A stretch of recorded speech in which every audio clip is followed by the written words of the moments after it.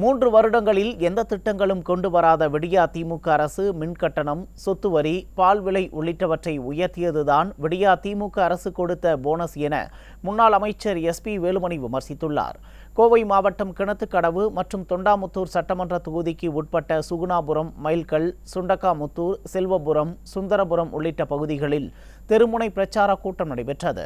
இதில் கலந்து கொண்ட முன்னாள் அமைச்சர் SP வேலுமணி மற்றும் கழக கொள்கை பரப்பு இணைச் செயலாளர் செல்வி விந்தியா ஆகியோர் கலந்து கொண்டு சிறப்புரையாற்றினர்.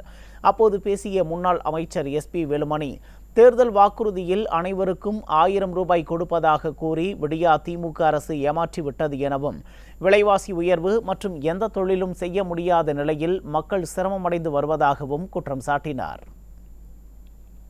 நிறைய வாக்குறுதி கொடுத்தாங்களா? எந்த வாக்குறுதி நிறைவேற்றல. ஒவ்வொரு தாய்மார்களுக்கும், ஒவ்வொரு குடும்பத்துக்கு தலைவிகளுக்கு 1000 ரூபாய் தரேன்னு சொன்னாங்க, தரவே இல்லை. கடைசியில் எடப்பாடி என்ன போராட்டம் பண்ணி கவன தீர்மானம் கொண்டு வந்து சட்டமன்றத்தில் ரகல பண்ணது பின்னால் 1000 ரூபாய் கொஞ்சம் பேருக்கு கொடுத்தாங்க. அது பாதி பேருக்கு கொடுத்தாங்க. கடைசியில் அது நம்ம கேள்வி கேட்டு எடப்பாடி என்ன கவன தீர்மானம் கொண்டு சட்டமன்றத்தில் பேசினார். 3 வருஷமா ஏமாத்திட்டே இருக்கிறீங்க. அதுக்கப்புறம் 1000 ரூபாய் பாதி பேருக்கு கொடுத்தாங்க. அது யார் வீட்டுல இருந்து கொடுத்தாங்க? திமுக வீட்டுல இருந்து கொடுத்தாங்களா?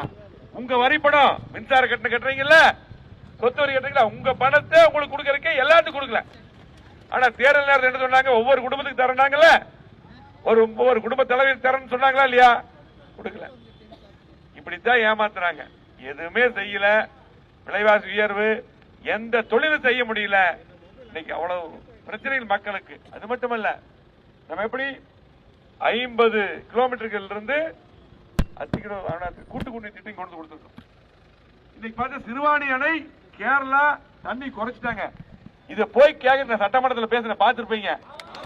இன்னைக்கு இத கேட்கறதுக்கு வக்கில்லாத திமுக அரசு, கேட்கறதுக்கு நாதி இல்லை. இன்னைக்கு விடியா திமுக அரசு ஆட்சிக்கு வந்து 3 வருடங்களில் எந்த திட்டங்களும் கொண்டு வரவில்லை எனவும், மின்கட்டண உயர்வு, சொத்து வரி உயர்வு, பால் விலை உயர்வு உள்ளிட்டவைதான் விடியா திமுக அரசு கொடுத்த போனஸ் என முன்னாள் அமைச்சர் SP வேலுமணி விமர்சித்தார். இங்க மட்டுமல்ல, கோவை மாவட்டத்திலும் மிகப்பெரிய வளர்ச்சி கொடுத்திருக்க பாலங்கள், சாலைகள், கூட்டு குடிநீர் திட்டம், அரசு மருத்துவமனை மேம்பாடு என்று திமுக 3 வருஷமா ஒண்ணுமே பண்ணாம ஆட்சி 3 வருஷம் முடிச்சிட்டாங்க பாருங்க. இன்றைக்கு அவங்க கொடுத்தது என்ன கொடுத்தாங்க? அவங்க கொடுத்த போனஸ் என்ன? 3 வருஷத்துல மின் கட்டண உயர்வு. கரண்ட் பில் எவ்வளவு கட்டுறீங்க? ஒவ்வொரு வீட்டுக்கு கரண்ட் பில் எவ்வளவு? கரண்ட் பில் எவ்வளவு கட்டுறீங்க? சொத்து வரி உயர்வு, பால் விலை உயர்வு, இதுதான் கொடுத்த போனஸ்.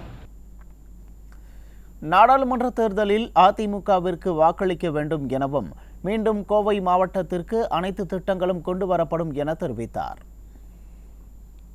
நாடாளுமன்ற தேர்தலில் முக்கியமான தேர்தல் தேர்தல் வந்துருச்சு. திமுக யாருக்குமே நல்லது பண்ணல. தொழில் நடக்கல, யாருக்கு நல்லது பண்ணல. திமுக யாரும் ஓட்டு போட மாட்டாங்க. அதே போல 38 MP இருக்காங்க. இப்ப யாராவது இந்த தொகுதி MP பாத்துருக்க? திமுக MP பாத்துருக்கீங்களா? எதுவுமே இல்லை. ஆகவே இது திரும்ப வருவாங்க. திமுக ஓட்டு போடக்கூடாது. எந்த கட்சி, பாரதிய ஜனதா கட்சி ஓட்டு போடக்கூடாது. ஒரே ஒண்ணு யாருக்கு? இரட்டை இலைக்கு ஓட்டு போட, எடப்பாடியாருக்கு, அம்மாவுடைய கட்சிக்கு, தலைவர் கட்சிக்கு ஓட்டு போட வேண்டும் சொல்லி அப்பதான் நல்லது நடக்கும். மீண்டும் கண்டிப்பா நம்ம வருவோம். நம்ம மாவட்டத்தை, நம்ம தொகுதி, நம்ம பகுதியை ஒதுக்கிய திமுக ஒதுக்கிட்டு மீண்டும் அத்தனை திட்டங்களை கொண்டு வருவோம்.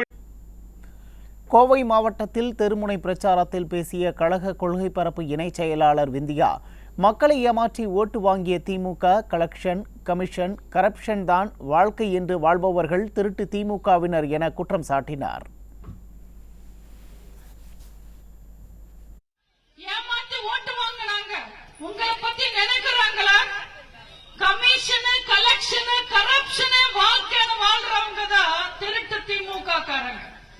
இந்த திமுகவோட கெட்ட கனவு என்ன தெரியுமா?